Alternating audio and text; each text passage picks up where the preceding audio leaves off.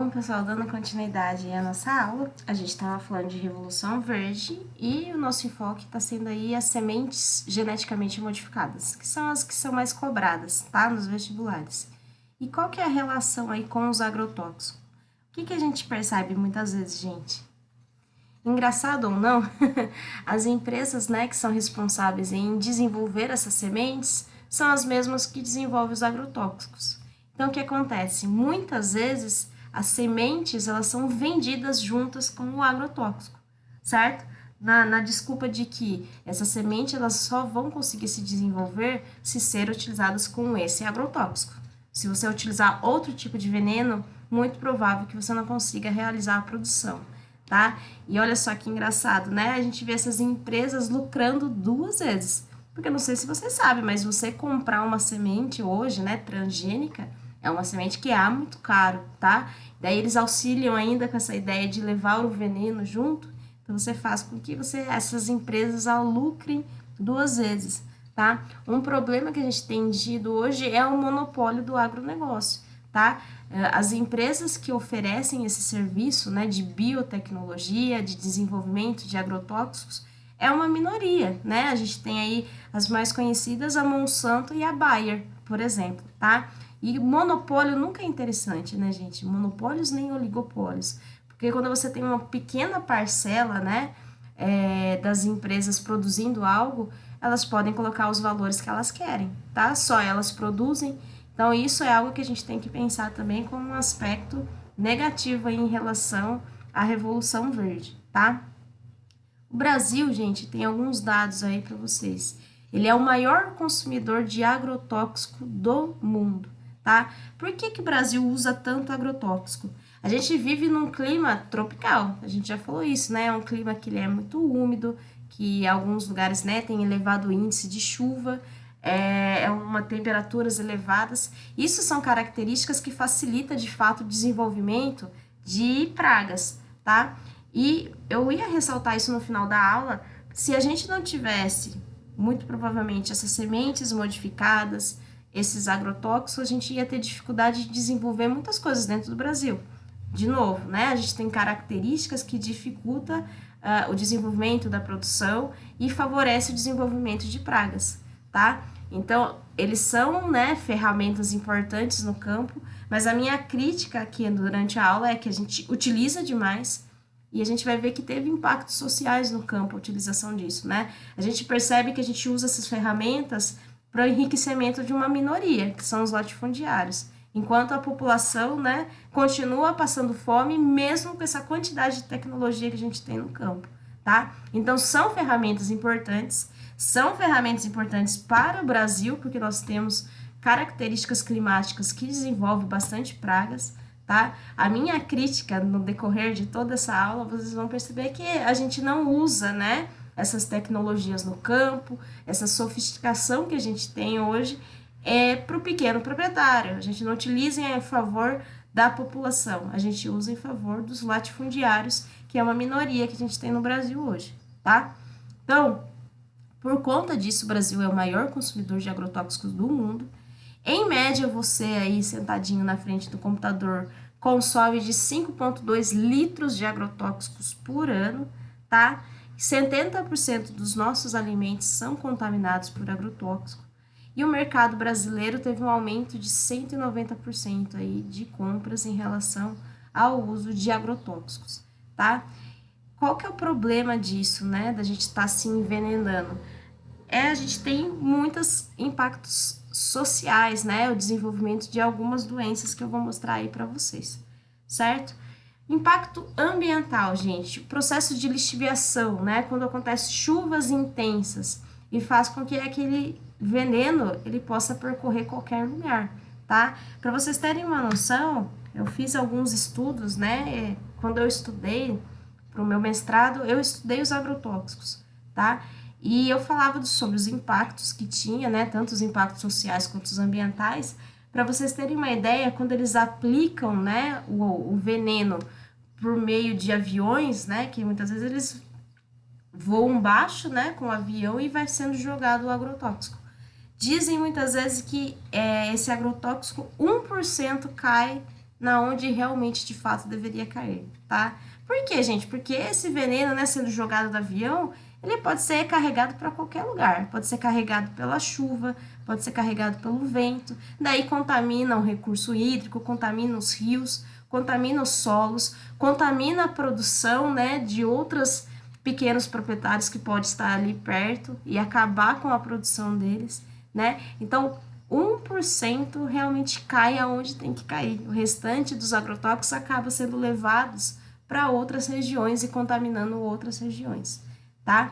Então, processo de lixiviação, né? Lugares que chovem muito, acontece a chuva, infiltra no solo e pode aí acontecer de contaminar o lençol freático, de contaminar a água subterrânea. E vale ressaltar, principalmente no Brasil, a gente usa já muito água subterrânea para abastecimento público, tá? A gente já contaminou praticamente todos os nossos recursos hídricos aí superficiais.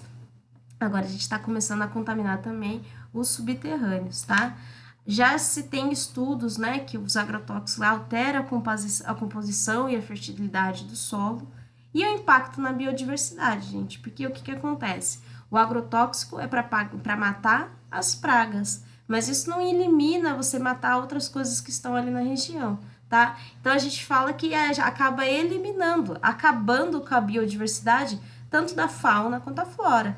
Porque se o agrotóxico mata a erva daninha, vai matar outra espécie que tenha ali na região, tá? Se é uma praga, né? Se é um agrotóxico aplicado, por exemplo, para acabar com lagartos, tá? Com a lagartinha, por exemplo. Então, esse agrotóxico é aplicado para matar a lagarta, mas isso não limita que não vai matar outros animais que estejam ali naquela região, tá? Um exemplo que a gente teve aqui no Brasil, um laudo mostrou que no Rio Grande do Sul foram encontradas 500.000, né? 500.000 de abelhas mortas no Rio Grande do Sul por conta do uso aí dos agrotóxicos, tá? Foi como eu comentei, se mata a praga, mata outros animais que tá passando ali na região também, certo? Então a gente tem uma perda enorme de biodiversidade aí, tanto da fauna quanto da flora, tá? Logo abelhas, né, que vocês devem ver isso em biologia, o quão importante eles têm, a função que elas têm aí, né? E a gente tá matando, certo? E impactos sociais, tá? Isso daqui não é falado, isso daqui a gente não traz tanto, né? A mídia não retrata tanto. Por quê? Porque existe um monopólio de empresas riquíssimas que banca essa galera aí, né, para que não fale sobre isso.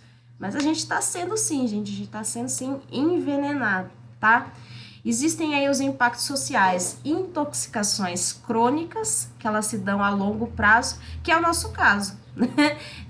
Nós vamos nos alimentando, né, daqueles tomates que ficam 2, 3 semanas e não apodrecem da nossa geladeira, tá? E a gente fala que eles não são biodegradáveis, né? Como são produtos sintéticos, eles caem no nosso organismo, a gente não tem nada, né, que degrade esse produto, e eles são bioacumulativos, eles vão ficando no nosso organismo e vai nos envenenando a longo prazo, tá? Intoxicações agudas, né, são aqueles que têm um contato direto aí com o produto, com os agrotóxicos, né, são aqueles que aplicam o agrotóxico, são os trabalhadores do campo, certo? Vocês vão ver aí eu coloquei alguns sintomas, né, pra gente analisar junto, mas quando eu fiz o estudo, como eu comentei com vocês, muitos dos trabalhadores do campo têm problema de depressão, né? Por quê? Porque é um produto, né, quando ele cai aqui no nosso organismo, ele afeta bastante o sistema nervoso, né? Então, você via muito casos de suicídios no campo recorrente por conta da depressão, tá? Isso vem aí por conta do uso de agrotóxicos, tá? Existe um estudo dessa moça aí, que vocês colocaram aqui, né? Ela chama Stephanie Seneff, do MIT, tá? E de acordo com o estudo dela, né, ela fez aplicado nos Estados Unidos. Estados Unidos, ele usa muito glifosato, né, que é aplicado na produção de cana, muitas vezes. No caso do Brasil, a gente usa para dar e vender o glifosato, e ele é proibido na Europa. Vai vendo, né? Proibidos em outros lugares, e aqui a gente usa como se não tivesse impacto nenhum. E de acordo com o estudo dela, né, 1 em cada 2 crianças será autista até 2025, por conta do uso de agrotóxicos que impacta, assim, no nossa cabeça, né, no sistema nervoso. Gente, existe já uma série de estudos, tá? Para quem fala que tem muita gente que vai defender, né? Principalmente a bancada ruralista, né?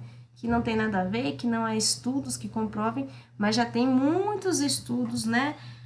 Amplamente defendidos aí, que tem base teórica, que tem sustentação, né?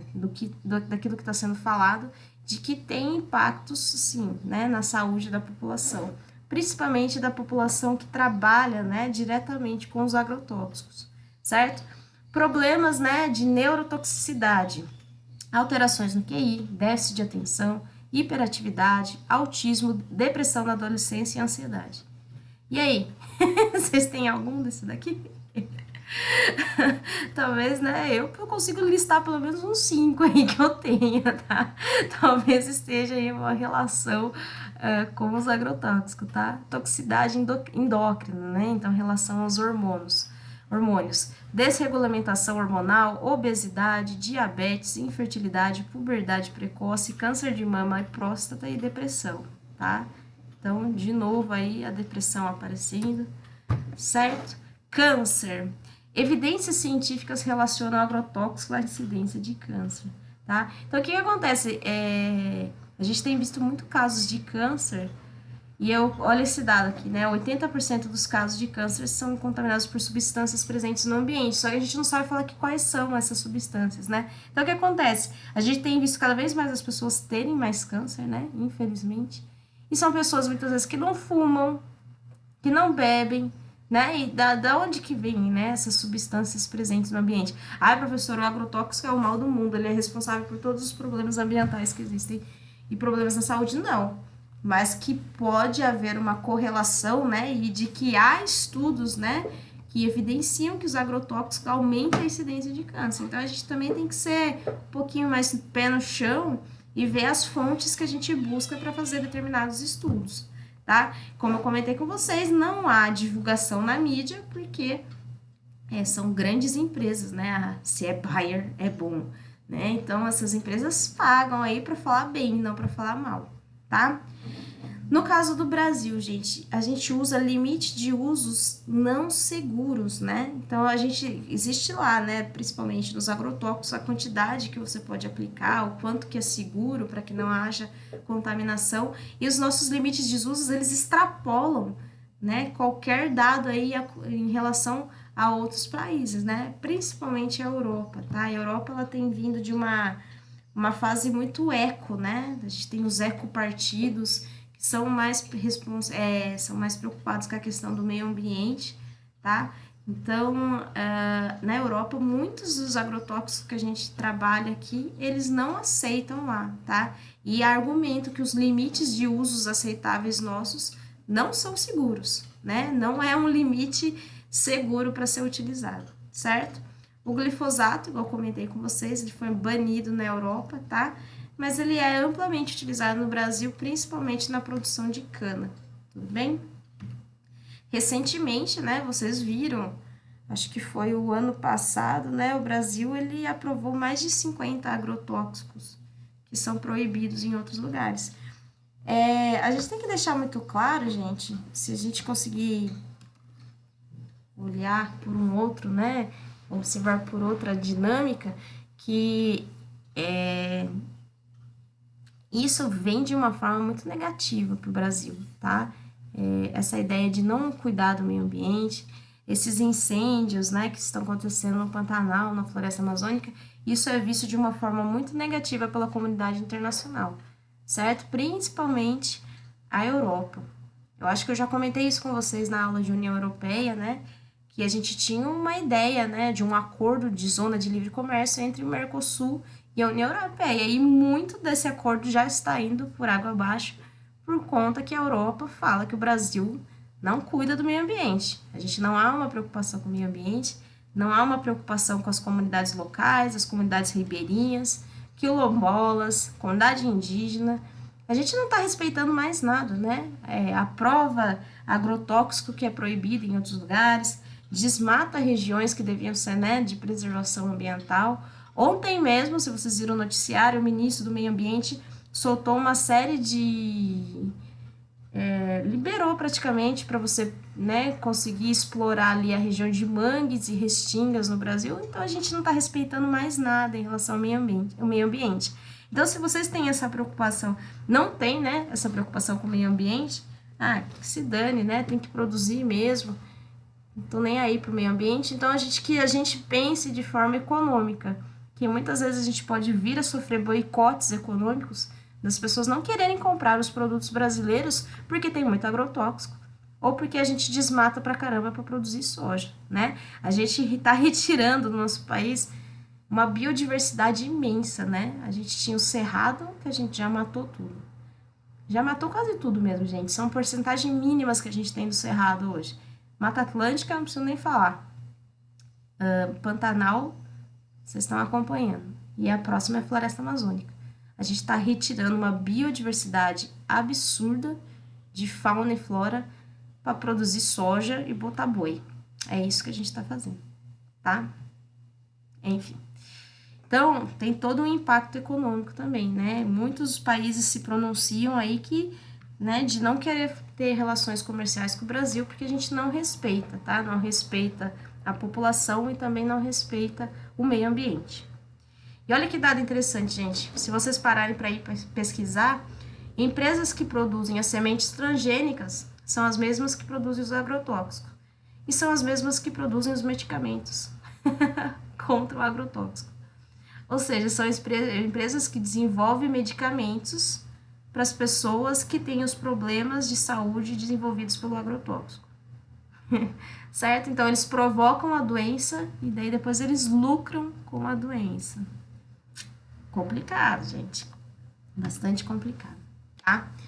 Bom, 79% dos agrotóxicos, né, eles são usados aonde no Brasil? Na produção de soja, na produção de cana, de milho e algodão, tá? Por que a gente produz tanta soja no Brasil?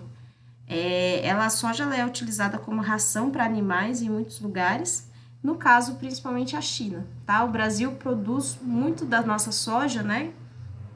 A gente produz, vai para a China, certo? E o que acontece, né? Essa soja, então, o que acontece? A gente tem muita produção de soja dentro do Brasil, tá? Ela pega aí extensos territórios, extensos solos agricultáveis, onde tem água disponível, né, para a produção de soja. O que acontece com essa soja? Produz e vai para o mercado externo, tá? Então, grande parte da produção, né, das nossas terras é voltada para a soja e esse produto nem aqui fica. Esse produto vai para a China, esse produto vai para a Europa, vai para os Estados Unidos, né? Então, é voltada para o mercado exterior. Então, o que a gente sempre fala, né? Que o ônus não é contabilizado. O Brasil desenvolve-se muito, né, a partir da exportação de commodities, exporta, né, a economia brasileira gira em torno da agricultura. Só que muitas vezes a gente não faz, né, a contabilização das coisas ruins que ficam, porque produz-se a soja e a soja vai para o mercado externo. Só que aqui a gente fica com a contaminação dos recursos hídricos do solo, porque a gente usa um monte de agrotóxico, tá? Perda da biodiversidade da fauna e da flora, e contaminação da população, né? Então, a gente só fica com a coisa ruim, tá? E daí, eles acabam exportando esse produto e mandando as coisas que seriam boas para outros países, tá? Bom, aonde que começou a Revolução Verde? Inicialmente, né, a gente teve na década de 50, 60 nos países desenvolvidos, e daí, como nos países subdesenvolvidos, né, e atualmente os emergentes são os que mais produzem commodities, né, que é a produção agrícola ali na venda na bolsa de valores. Então, o que os países desenvolvidos começaram a pensar? É interessante, né, a gente diminuir o preço desses insumos agrícolas para que os países subdesenvolvidos possam comprar. Eles são os países que mais precisam desses insumos agrícolas, né, porque a economia deles depende da produção agrícola, tá? Então, qual que era a ideia? Novas tecnologias no campo, aumento da produtividade, consigo produzir mais alimentos. Se eu consigo produzir um monte de alimento, lei da oferta e da procura, né? Você tem ali muitos alimentos disponíveis, a ideia do preço cair, tá? E aí você teria o fim da fome, tá? Só que o que acontece, gente? Mesmo com os países ricos, pensando aí na queda nos preços dos insumos, ainda assim só se passa a ser acessível ao grande produtor, tá? Porque a gente está falando de biotecnologia, né, gente? A gente está falando de maquinário, certo? Então, por mais que esses países tenham diminuído o preço, ainda assim, quem vai conseguir consumir esse tipo de produto vai ser o grande proprietário, tá? Eu sempre faço uma brincadeirinha que quando eu estudei, né, quando eu fiz aí esse mestrado, eu fui num rolê que chama AgriShow. Não sei se vocês conhecem, AgroShow, AgriShow, AgriShow, né, que é em Ribeirão Preto. E daí é uma feira agrícola, tá? Então você chega lá, tem aqueles trator enorme, aquelas colheitadeiras que você fala que parecem uns Transformers, né? Que você olha e fala, caraca, o que será que faz esse trator, né? O tamanho disso daí. E o tamanho e evolução que a gente tem mesmo hoje na agricultura, que de fato esses tratores, eles só falta fazer faxina na sua casa, porque eles fazem de tudo hoje em dia, né? E eu tomei a iniciativa de começar a perguntar os valores, né, desses Transformers aí.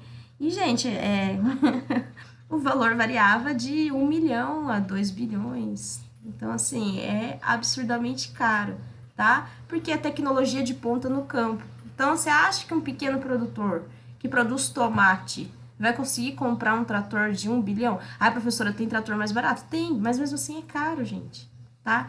Então, por mais que esses insumos tenham ficado mais baratos, quem vai ter acesso vai ser os latifundiários. É quem tem grana, é quem exporta commodity, não é quem planta banana, tá? Então, a gente fala que produzir no campo passou a ser caro. Antes que era, né? Ali onde tinha um pequeno proprietário conseguia tirar seu sustento, agora não consegue mais. Porque a Revolução Verde fez com que se criasse um abismo no campo. Produzir no campo passou a ser caro, tá? Por quê? Sementes selecionadas custam caro. Semente aí super produtiva, que é contra pragas, contra as adversidades do tempo e clima, né? Então ela não vai ser barata. O uso de agrotóxicos também, o veneno não é barato. Os maquinários não são mesmo baratos, tá? Então a gente vê aí um pequeno produtor excluído, tá? O que vai acontecer com esse pequeno produtor? Alguém vai doar as coisas para ele, né? O governo vai dar subsídios para ele conseguir desenvolver a produção de tomate dele? Não, ele vai empobrecer, ele não vai competir e muito provavelmente ele vai perder as suas terras, tá? Que é o que acontece, né? Por isso que aconteceu o êxodo rural. Grande parte dessa população não vai conseguir se sustentar no campo e vai tentar a vida nas cidades, tá? De novo, se você não se preocupa com o meio ambiente e se você também não se preocupa com o pequeno produtor, tente entender como isso impacta para você, tá? Por que isso impacta para nós? Porque, gente, o grande proprietário que consegue comprar os maquinários, que consegue comprar o agrotóxico, que consegue comprar a semente, não produz arroz, não produz feijão, não produz batata, não produz cenoura, não produz tomate, tá? O grande proprietário, latifundiário, produz soja. Você se alimenta de soja? Ah, professora, toma leite de soja. Tá bom, toma leite de soja. O que mais você faz com soja? Tá? Então, de que forma isso impacta a nós, né? Porque o pequeno proprietário, gente, que abastece o mercado interno. É a partir da agricultura familiar, né, que a gente tem a produção alimentícia no Brasil. Latifundiário, gente, vai produzir cana e vai produzir soja, ou vai produzir a agropecuária, tá? Não vai produzir arroz, não vai produzir feijão. 70% dos produtos alimentícios, né, que a gente compra no supermercado, vem de agricultura familiar. E é mesma essa agricultura familiar que está perdendo suas terras porque não consegue competir com o mercado externo, tá? Os alimentos passam a ficar mais caros.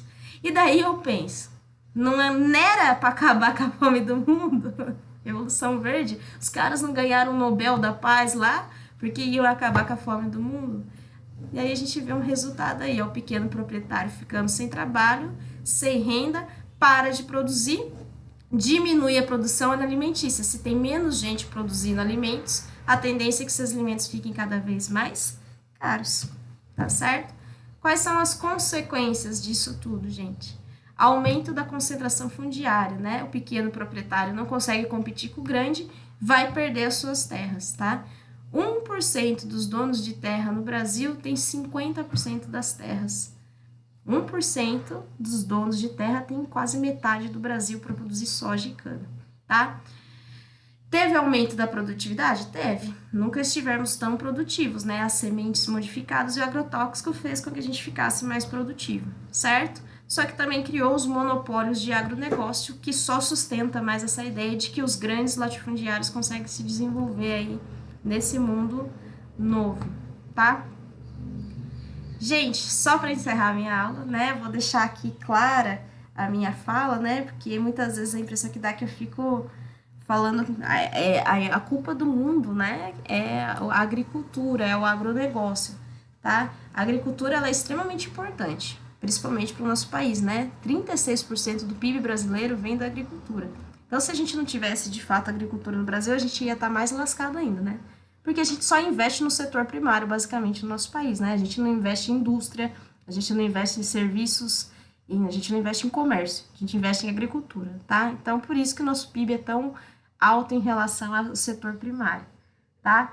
Só que, gente, de alguma forma, né, é importante o uso dessas ferramentas, né, dessas tecnologias aí, para que a gente consiga produzir mais, só que a gente não pode eliminar outra, né? Eu acho que é sempre importante a gente conseguir equacionar, né, a ideia de produzir para ter desenvolvimento econômico e até onde vale, né, a qualidade de vida da população e o desmatamento, tá? Então, também é necessário a gente pensar nos impactos socioespaciais. Não é só essa coisa, vamos produzir para o Brasil ficar rico e a população e o meio ambiente ir para o beleléu, tá? Mesmo porque a gente vai pagar por esses impactos, tá?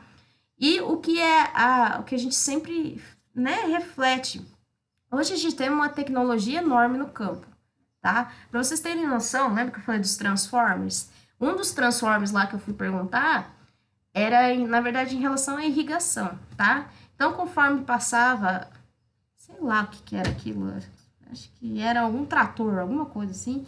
Conforme ele passava, ele tinha um sensor e ele conseguia identificar a deficiência de água no solo, vai vendo. Então, assim, aonde tinha deficiência de água do solo, ligava o negócio de irrigação. Aonde não precisava, desligava. Então, ele sabia exatamente a quantidade de água de colocar em determinados lugares, né? Olha isso. Olha o nível de eficiência e tecnologia que a gente tem no campo hoje. A gente consegue, a partir de sensor, ver regiões onde precisa de mais água e onde não precisa de água, tá? Por que que a gente continua desmatando tanto? Né? A gente tem tanta tecnologia no campo para fazer com que terras que já foram desmatadas, né, sejam mais eficientes. Por que que a gente continua expandindo? Por que que a gente está desmatando tanta floresta amazônica? Por que que a gente está indo para o Nordeste? Por que que a gente está acabando com o Pantanal? Tá? Já que tem tanta tecnologia, por que a gente não aproveita para fazer com que as áreas que já foram desmatadas sejam o máximo de eficiência, para que não precise desmatar outras áreas, né? Produzir mais, mas desmatar menos. A ideia é que no Brasil a gente tem tanta terra, né? Tem lá a floresta. Enquanto a gente não desmatar tudo, a gente não tá feliz, né? Daí a gente vai começar a pensar em formas de ser mais eficiente na produção, tá? E a segunda coisa, gente, é usar essa tecnologia a favor da população, tá? A gente tem toda essa tecnologia no campo e até ontem a gente estava pagando 30, 40 reais no quilo do arroz, né? Então, assim, vamos usar isso em a favor da população. Se a ideia inicial não era essa, né? Aqui, essa chargezinha caiu no Enem aqui, né? Não era para acabar com a fome do mundo? Por que que a gente está pagando tão caro nos alimentos? Tá certo? Então, essa é as minhas críticas aí da aula de hoje. Espero que vocês tenham gostado, né? A Revolução Verde trouxe mais produtividade, fez com que a agricultura ficasse muito mais eficiente, mas também desenvolveu uma série de impactos socioespaciais, tá bom? Socioespaciais e socioambientais, né? Eu coloquei errado aí. Muitos problemas para o meio ambiente e muitos problemas em relação à população. E eu não preciso ficar argumentando muito aqui. Para quem assiste jornal tem visto o que está acontecendo, principalmente no nosso país. Tá certo, pessoal? A aula de hoje acabou. Espero que vocês tenham gostado. Qualquer dúvida, você sabe que vocês podem me mandar no WhatsApp ou em qualquer rede social que eu atendo vocês, tá bom? Um beijo, bons estudos para vocês.